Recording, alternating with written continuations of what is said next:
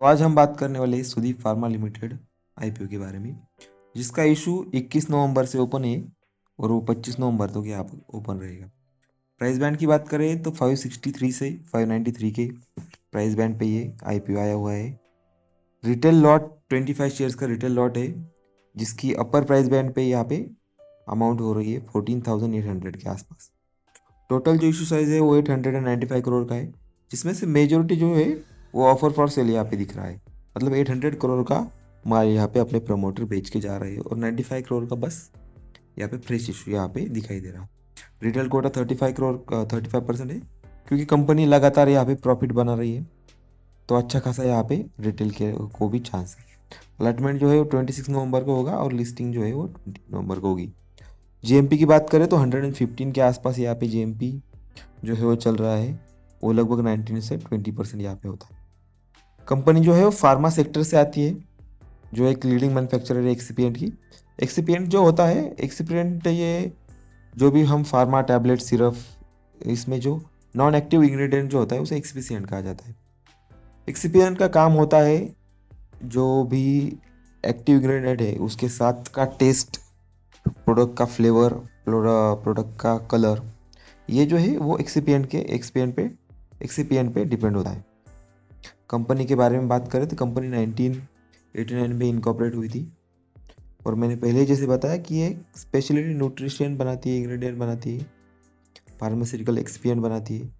Food grade minerals में भी company का अच्छा खासा मार्केट होल्ड है। कंपनी की जो टोटल कैपेसिटी वो 50,000 मैट्रिक टन की प्रोडक्शन कैपेसिटी है।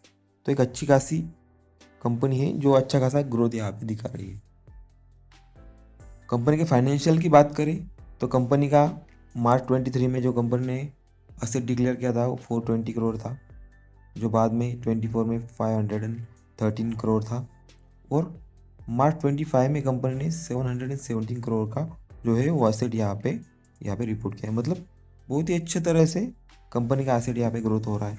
टोटल इनकम की भी बात करें तो ईयर ऑन ईयर 10%, 23-24 के बीच में 10% यहाँ पे year on year growth company ने दिखाई थी, और लास्ट ईयर में भी 24-25 में भी 6% की यहाँ पे ग्रोथ कंपनी ने रिपोर्ट की थी। तो अच्छी खासी कंपनी का एसेट ग्रोथ हो रही है, टोटल इनकम हो रहा है। प्रॉफिट आफ्टर टैक्स में भी कंपनी ने जो 23-24 जो ईयर था, 24 फाइनेंशियल ईयर 23 और 24 में, तो लगभग 113% का यहाँ पे ग्रोथ दिखाई दी थी, और 24-25 के बीच में भी 4% का यहाँ पे प्रॉफिट आफ्टर टैक्स यहाँ पे कंपनी ने रिपोर्ट किया था। तो कंपनी के फाइनेंशियल अच्छे दिख रहे हैं। बोरोइंग भी ज़्यादा नहीं है कंपनी पे, लगभग 0.2%, 0.2 का यहाँ पे डेप्ट टू इक्विटी यहाँ पे रेशो हमें दिखाई दे रहा है। कंपनी के केपीआई की बात करें तो ये जैसे मैंने बताया डेप्ट टू इक्विटी 0.2% आ रहा है, जो कि अच्छा है। रिटर्न ऑन नेटवर्थ भी कंपनी ने अच्छा बना के दिया है, 27-28 के आसपास कंपनी ने रिटर्न यहाँ पे जनरेट किया है।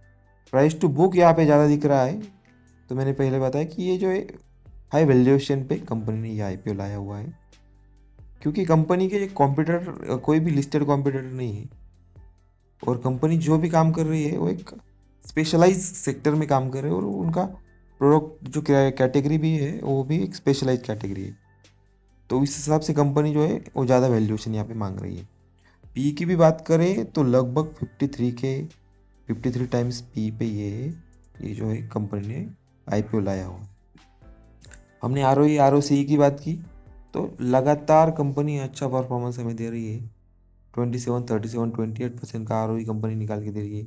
डेप्ट टू इक्विटी भी कम है, 0.2, 0.14, 0.2 के डेप्ट टू इक्विटी रेशो के साथ ही कंपनी यहाँ पे मार्केट में एंटर कर रही है। कल 21 नवंबर का जो सब्सक्रिप्शन फिगर है वो हमारे पास आ गई है। तो रिटेल कोटा ऑलरेडी फुल हो चुका है, एचएनआई भी भर चुका है, और ओवरऑल जो आईपीओ है वो भी 1.44 टाइम्स जो है वो यहाँ पे सब्सक्राइब हो चुका है। तो क्यूआईबी की एंट्री भी लास्ट डे पे होगी, और हम देखेंगे कि क्यूआईबी किस तरह से यहाँ पे आईपीओ को रिस्पॉन्स करते हैं। कंपनी की स्ट्रेंथ और वीकनेस की बात करें तो फार्मा सेक्टर से कंपनी आती है, मतलब यहाँ पे हाई एंट्री बैरियर तो होगा ही। स्ट्रॉन्ग सर्टिफिकेशन भी कंपनी के पास ऑलरेडी है। कंपनी ने हमें देखा कि कंसिस्टेंट परफॉर्मेंस कंपनी कर रही है, उसके फाइनेंशियल वो हमें बता रही है। डाइवर्सिफिकेशन और एक्सपेंशन, कंपनी के पास अच्छा खासा प्रोडक्ट डाइवर्सिफिकेशन है। रिस्क की बात करें तो वैल्यूएशन महंगे है, इस चीज़ को कोई नकार नहीं सकता, क्योंकि पी जो है वो 48 से 53 टाइम्स यहाँ पे पी कंपनी जो है वो मांग रही है।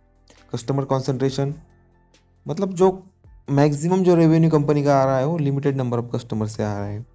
और जैसे स्टार्ट में मैंने बताया कि जो इशू है OFS डोमिनेंट है, मतलब 890 करोड़ के IPO में 800 करोड़ का जो है OFS है, मतलब प्रोमोटर जो है अपना शेयर यहाँ पे एग्जिस्टिंग शेयर बेच के यहाँ पे चले जा रहे हैं।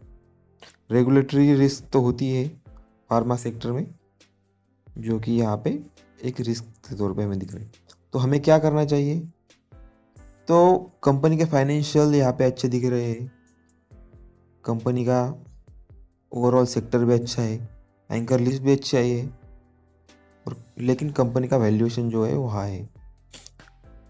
तो यहाँ पे पर्सनली मैं तो लास्ट डे पे डिसीजन लूँगा, market condition, market sentiments, QIB subscription, ये सब देख के जो है मैं तो यहाँ पे लास्ट डे में डिसीजन लेने वाला हूँ। तो आप क्या करने वाला है मुझे कमेंट सेक्शन में बताइए। Thank you.